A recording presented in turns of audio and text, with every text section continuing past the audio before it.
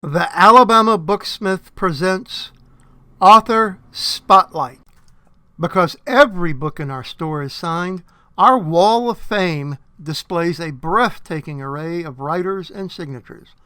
Close-up shots reveal giants of literature, acclaimed historians, stars of stage and screen, our nation's leaders, famous sports heroes, and thousands of other esteemed authors. Today's Wall of Fame guest is Gregory Mcguire, who will discuss his new book, A Wild Winter Swan. And here is Gregory Mcguire with our host, Jake Reese. Welcome. We are honored to chat today with one of America's great storytellers, joining us from his home in Massachusetts. Gregory Mcguire, how things up your way? Well, Jake, it's nice to meet you, and I'm happy to say we are enjoying a little rain today. We have been experiencing terrible drought in this neck of the woods, and this is only the second rain in the last, 14 weeks. So it's very welcome. And I'm glad to be here with you, and I'm glad to make my first footstep into Alabama, even cybernetically. I don't believe I've ever been there. Well, we hope to fix that when your next book comes out and get you down here to Alabama in person. Just in case there's anyone watching from another planet, let me take a moment to tell our audience a little about this literary superstar. While best known for Wicked, the blockbuster Tony Award-winning musical, one of the longest running in Broadway history, readers have been entertained for years with dozens of best-selling re-imaging tales from the worlds of Oz, Dickens, The Nutcracker, and now Hans Christian Andersen. Let there be no misunderstanding.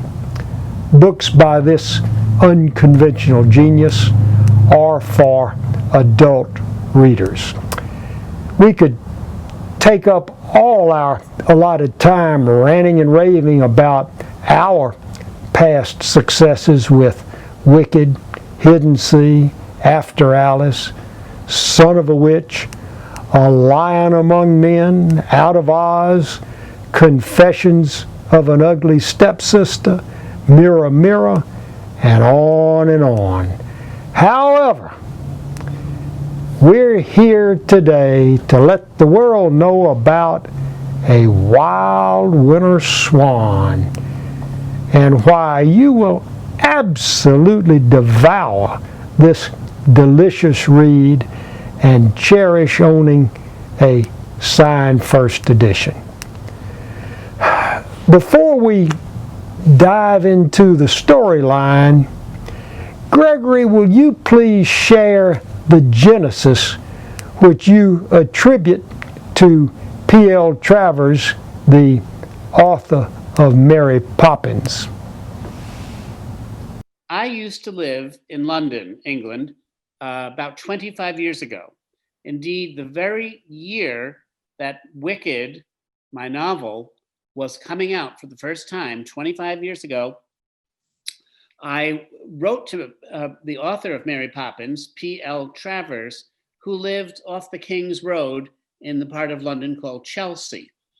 I was writing her ostensibly to meet her so I could see if she was healthy enough and vigorous enough to entertain an invitation to speak at a conference in England that I was running. She wrote back to me immediately in a very quavery hand and said, "Come to tea next Tuesday at 4. So one doesn't disobey the order, command appearance by the author of Mary Poppins. So at 4 o'clock, I showed up on the doorstep of her small home, and I was let in by an assistant. P.L. Travers sat in a corner in an overstuffed chair, looking very frail and a little confused. When I came through the door and presented myself, she said, "Oh, you've come to read the meters. The meters are in the kitchen, through the door, that way." And I said, "Miss Travers, I've come to have tea. You wrote to me to invite me for tea." And she said, "I always give tea to the meter man, but why would you like to talk to me?" And I told her, "I've long admired your books." And we set to immediately in a literary discussion. She was very fond of her own work. And I say that with not meaning any disgrace upon her head, because she did fabulous and important work for all of us. But at one point, toward the end of the conversation, after she had signed a few books of mine, she said, "What other stories are you interested in?" Because I had told her a little bit about Wicked and my story taking up the Wicked Witch of the West. Miss Travers was greatly interested in fairy tales and mythology from all over the world. And she said, as a kind of a throwaway comment, "You know that story about the boy with the swan wing? Give him something to do. And now the meters need reading, so you should get along." So I did not ever read the meters because I'm not a meter man, but I wrote down that phrase and I wrote down everything I could remember about the meeting after I had left her doorstep. And many years later, almost 25 years later, I came across those notes and thought, I wonder if this was an instruction, not just advice, but I wonder if she was giving me a job to do. And I decided that it was true and that I had to fulfill her request of me to give the Swan brother something to do. Well, the world owes a debt of gratitude to that lady. We're so delighted she put the spark to you. Gregory, set the stage for this haunting tale by describing Laura, the protagonist. Yes, I will, Jake. Laura is a 15-year-old child living with her grandparents in a fairly pricey area of Manhattan. The year is 1962. It's the Christmas season right after the Cuban Missile Crisis. So some people who are listening or watching might not yet have been born. I myself was a small child during that season, but I was old enough to remember it a little bit. Laura is an unhappy child because her father is dead and her mother is off stage, suffering a kind of mental breakdown. So she has been living with her grandparents in a townhouse in the Upper East Side that, frankly, the grandparents can't really afford. The grandparents are financially stretched and anxious. And as the story begins, Laura has just been expelled from high school for some bad behavior, some behavior unbecoming of a young woman, you might say.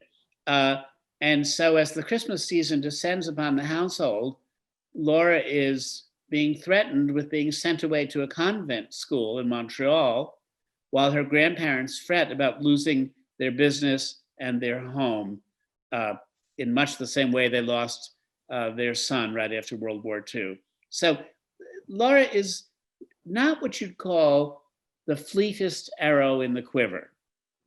And I don't mean any disrespect to people who find academics hard in that comment. It's true. Some of us are glib and can do schoolwork without even taking a break. Others of us have to really struggle. And Laura is a struggler. She has trouble with words and she has trouble with social friendships. So she's really in the most crowded city in the world in 1962. Laura is a true isolate. She's very lonely and she's about to be evicted and evacuated from her grandparents' home just as the story begins. That young lady has a load to carry. Thinking about it, many of us have loads during this pandemic, and this book is a wonderful escape. Without giving anything away, was the owl a subtle clue of the coming arrival of the swan?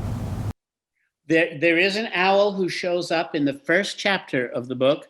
And I think, Jake, you're a good reader, because I was trying to prime the reader's mind to think this is going to be a story of interruptions. I mean, you might find an owl, a baby owl on the street fallen out of its nest. Indeed, once I did in Cambridge, Massachusetts. And I actually had the experience of taking care of it for 3 or 4 days until it strengthened and it flew away. So that part is from real life.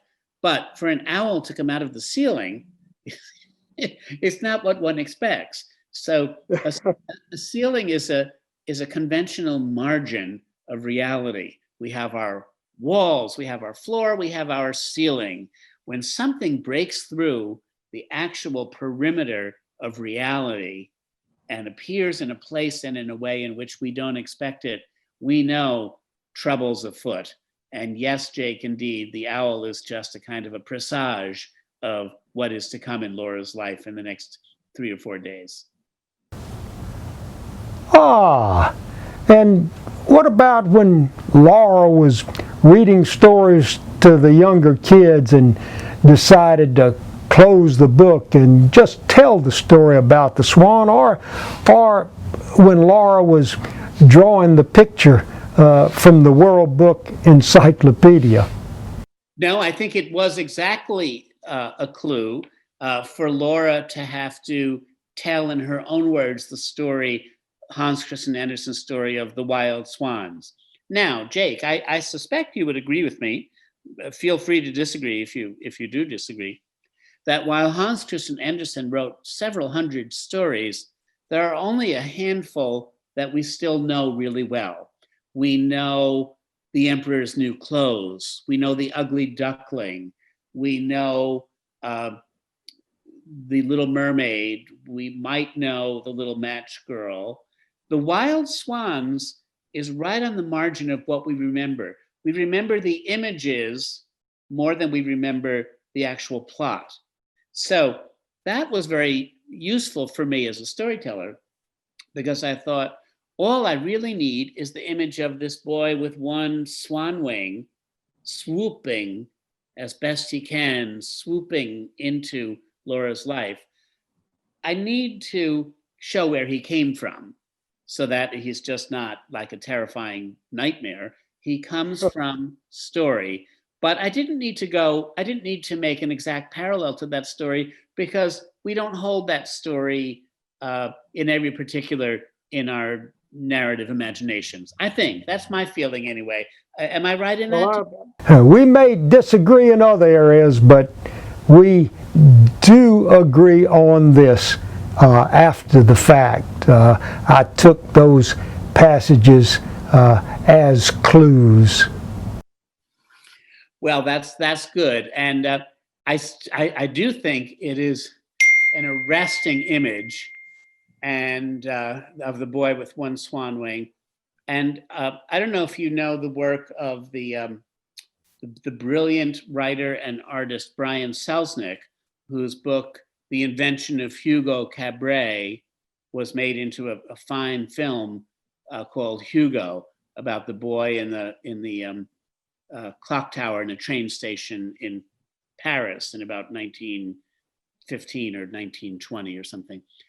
Anyway, Brian Selznick, Caldecott-winning artist, and I had lunch one time about 3 years ago, and we both confessed that we had loved that story as boys, reading through the fairy tales. A lot of the fairy tales went over our head or out the back door, but the image of the boy with one swan wing really arrested us and stayed with both of us. I think it's both a scary thing to imagine and a haunting thing and an attractive thing in a certain way. I think that conversation you and Brian had is a great lead-in to on a dark and stormy night. There was a noise outside Laura's window, and the main drama begins. We hope fans of Hans Christian Andersen enjoyed his version of A Wild Winter Swan, as we know your readers will. And he didn't have a pandemic to escape. May we ask you to share Laura's discovery? Yes, I will. Laura had gone to bed. Her grandparents live a floor below her, and they're too infirm to make it up the very steep final flight of steps to the attic. So they call goodnight to her from down below. Good night, Laura. And she goes upstairs, and she can't sleep because she's fretting so. She tosses and turns, and then in the middle of the storm, she hears a wild thump upon the mansard roof outside her windows. She runs to the window, opens it up, and she's not sure if it's what it could be. A tree, maybe uprooted by the winds and cast like a hurricane, up on the fourth floor of a Manhattan townhouse. That couldn't be. She finds a figure, a boy, roughly her own age, maybe a little older, huddled and speechless and covered with ice and snow. And she helps him into the window where he can get warm. And as he falls into the window from the fourth floor, ledge outside her window, she sees that he has one arm replaced with the wing of a swan. So the figure that she has read about to the kindergarten kids has come actually into her life, landed on her roof, and she has welcomed him against all protocols, I might add, in 1962 and probably today. She has welcomed him onto her floor in her grandparents' house. Okay, now the swan has arrived, but the drama does not stop. Ovid Ciardi, the grandpa, still needs an investment from his wealthy brother-in-law. The cook faces an almost insurmountable task in pulling off an impressive banquet, and Laura still faces being shipped off to Montreal. Her former arch-enemy, now best friend Maxime, is enlisted to help repair a damaged swan wing. Whew! Gregory, take it from there without, again, giving anything away, and give us a preview of what we should expect. Yes. Of course, I don't want to give too much away because I want to make the book appealing for people to buy and to read and to give away as presents. But I will say that if you remember, and I know you do, Jake, because you've read it, Laura is not. She doesn't think quickly. She is deliberative, and she is not confident. She's probably smarter than she knows, but she's not yet confident. Confidence comes to all of us on a separate, individualized schedule, if it comes to us at all. And Laura has not yet reached that moment in her life where she is in charge of her own powers. But this is a problem she has to deal with anyway. So she corrals her former enemy into, and also a young man who's been working around the house, trying to fix the house up to be impressive for the guests when they arrive on Christmas Eve. She corrals those two people to help her in her strategy to give the Swan boy an exit plan. She knows he can't stay there. She can't harbor him for good. It's probably illegal, and by the rubrics of her parents' faith, it's probably immoral too. She knows she's in hot water here, and it's more than she can really. It's more than she's ready to take on. She's not yet developmentally ready to have a boy in the house, as it were. She's stuck in a moral conundrum. But so she does the best she can by trying to devise an exit strategy, if you will, for her uninvited guest. And I'm not going to tell how she invents that, because that's part of the point of the book. But her intentions are good, even if her logic doesn't always sit on all four legs. It's a little wobbly.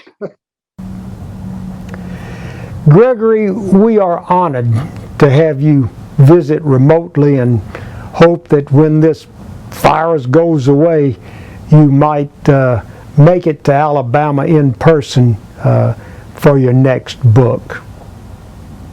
I would love to do that, Jake. And I will come back to one thing you said several times at the beginning, which was how pertinent the story of Laura sort of boxed into her home and not knowing what's going to come next. How pertinent this story is for the time in which we find ourselves in October 2020. We are all trying to take care of ourselves and our loved ones. We are, most of us, circumscribed a little bit in our ability to travel and move about and to maintain the same patterns of behavior that we so enjoyed without thinking about it 9 months ago.